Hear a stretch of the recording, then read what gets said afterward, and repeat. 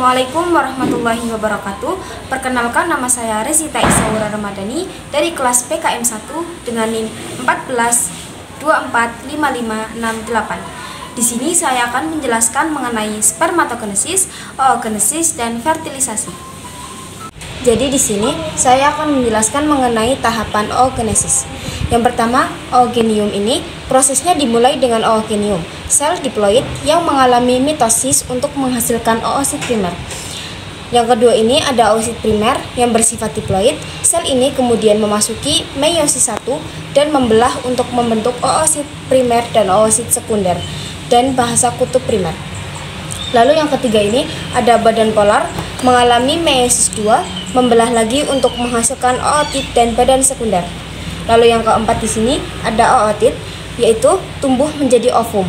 Jadi satu oosit yang bersifat diploid akan menghasilkan satu ovum haploid fungsional dan 3 polosit terdegrasi atau hancur. Oogenesis ini adalah proses perkembangan oosit atau sel telur matang yang berlangsung di dalam ovarium. Jadi pada tahap kedua ini kita akan membahas tahap spermatogenesis.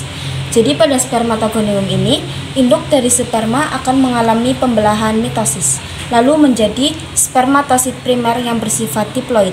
Kemudian mengalami pembelahan meiosis 1 akan menjadi spermatosit sekunder, kemudian mengalami meiosis 2 akan menghasilkan spermatid haploid, akan mendewasakan di bagian epididymis yang menghasilkan spermatozoa.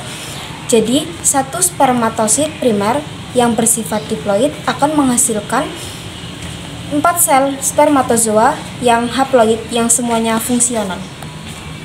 Lalu yang ketiga ini kita akan membahas struktur sperma. Jadi dibagi menjadi 3 bagian. Bagian kepala, bagian tengah, lalu ekor. Di bagian kepala ini terdapat akrosom yang membantu sperma untuk membuat sel telur. Lalu yang kedua ini ada nukleus untuk menyimpan materi genetik berupa DNA dengan protein. Lalu pemisah antara bagian kepala dengan bagian tengah terdapat bagian leher. Dan di bagian tengah ini terdapat mitokondria bentuk spiral, menghasilkan energi yang diperlukan sperma dan menghasilkan ATP. Lalu pada bagian ekor ini terakhir, di sini ada membran plasma melindungi sperma dari cedera dari luar sel, membantu interaksi antara sperma dan sel telur, membantu proses pembuahan. Pada selanjutnya kita akan membahas bagian struktur dari ovum. Jadi yang pertama ini terdapat nukleus, anak inti, merupakan bagian dari nukleus yang terletak di sebelah dalam dari nukleus. Yang kedua ini plasma membran atau vitelline membran, selaput tipis yang melapisi seluruh permukaan luar sel dan memisahkan bagian dalam sel dari lingkungan luar. Lalu yang ketiga di sini terdapat pevitallin space, ruang yang berada di antara zona pellucida dan membran sel telur yang telah dibuahi. Lalu yang ketiga ini sitoplasma, cairan yang berada di dalam sel dan mengelilingi inti sel. Lalu terdapat zona pellucida, lapisan ekstraseluler tepat yang mengelilingi sel telur, mamalia embrio preimplantasi. Lalu di sini terdapat nukleus, bagian sel penting yang berfungsi mengendalikan semua kegiatan sel. Di sini terdapat corona ratlanta, yaitu berkas materi putih yang terdiri dari serat ascendens di descens. Lalu terakhir terdapat folisan, yaitu memainkan peran penting dalam proses folikulogenesis yang mengarah pada pematangan dan pelepasan sel telur yang mampu dibuahi. Selanjutnya kita akan membahas fertilisasi. Fertilisasi merupakan proses peleburan fusi antara sel telur ovum dan sel sperma. Proses ini terjadi di dalam saluran telur tuba falopi. Dimulai dari sini, ini terdapat indung telur, yaitu menghasilkan sel telur dan hormon seperti estrogen dan progesteron. Lalu terdapat sel telur ini sel reproduksi wanita yang dihasilkan oleh indung telur. Pada sel telur ini menghasilkan pembuahan, mengalami pembuahan dan menghasilkan pada hari pertama sel tunggal, pada hari kedua 2 sel, pada hari ketiga 4 sel, pada hari keempat 16 sel.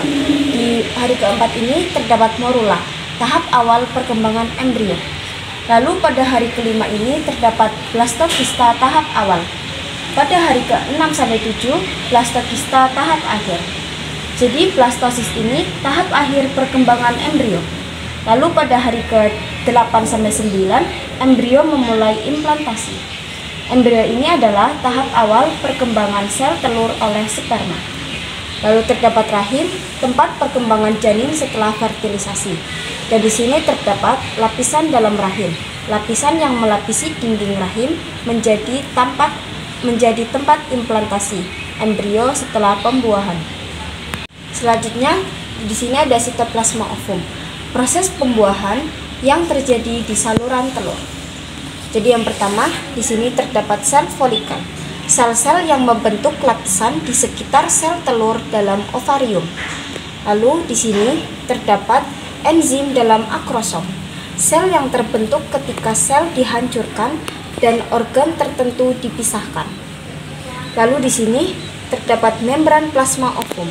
Lapisan tipis yang mengelilingi ovum setelah zona pelusida.